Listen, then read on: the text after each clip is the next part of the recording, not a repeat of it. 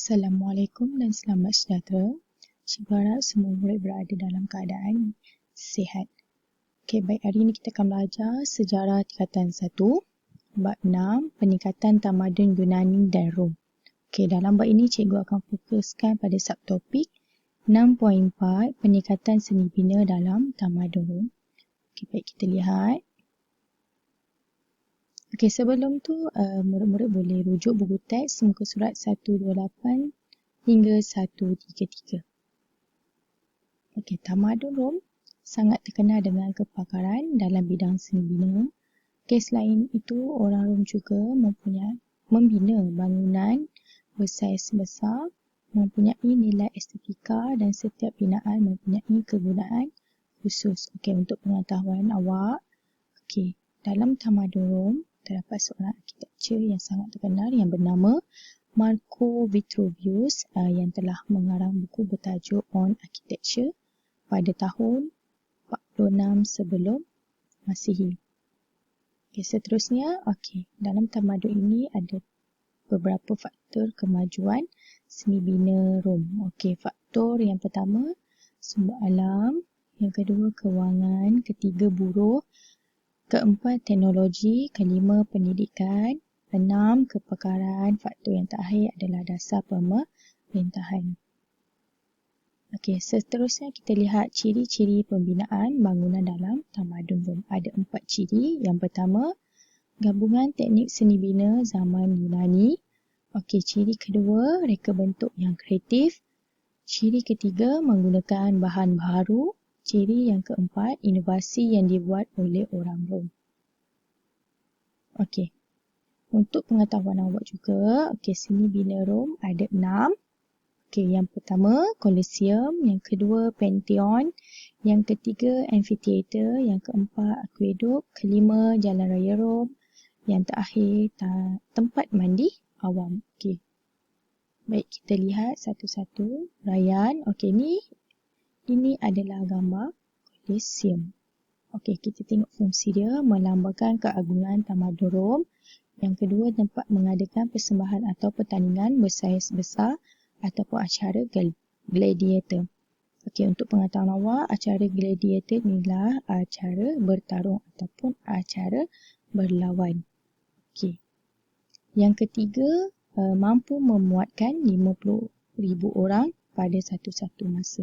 Okey, Colosseum ni kita boleh kaitkan ataupun kita samakan dengan seni bina pada masa kini iaitu stadium.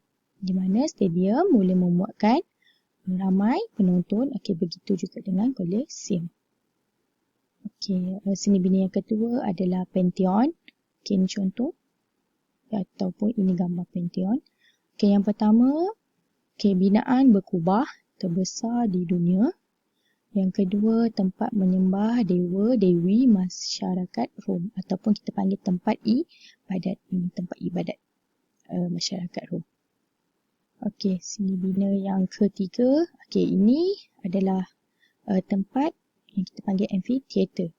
Okey, tengok fungsi dia, sebuah gelanggang terbuka ataupun Colosseum mini. Okey, ini lebih kurang macam Colosseum tapi ini kecil sikit dan juga tempat dia terbuka.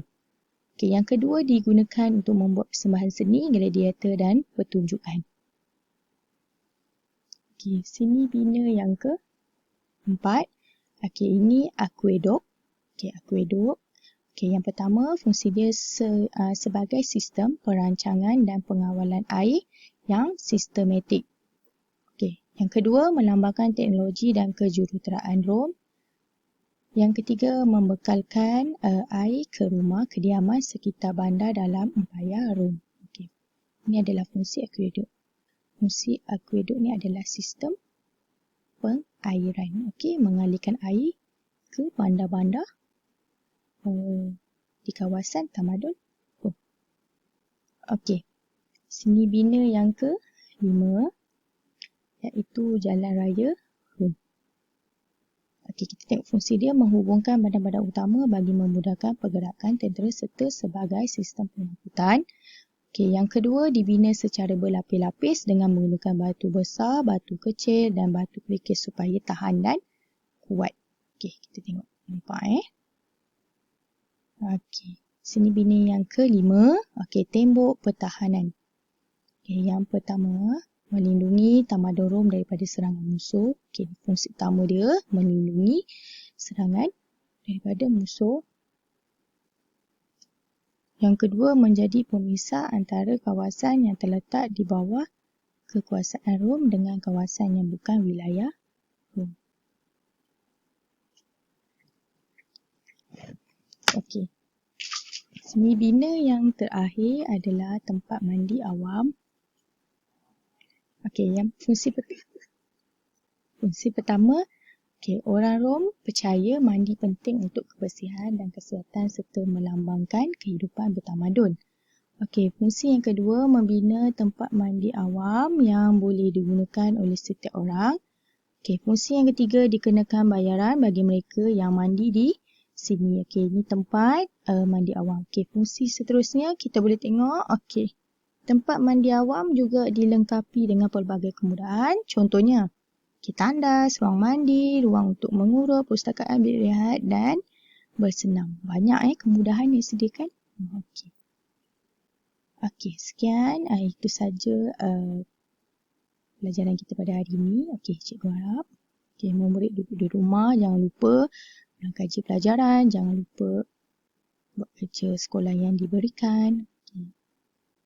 Kita jumpa lagi. Terima kasih.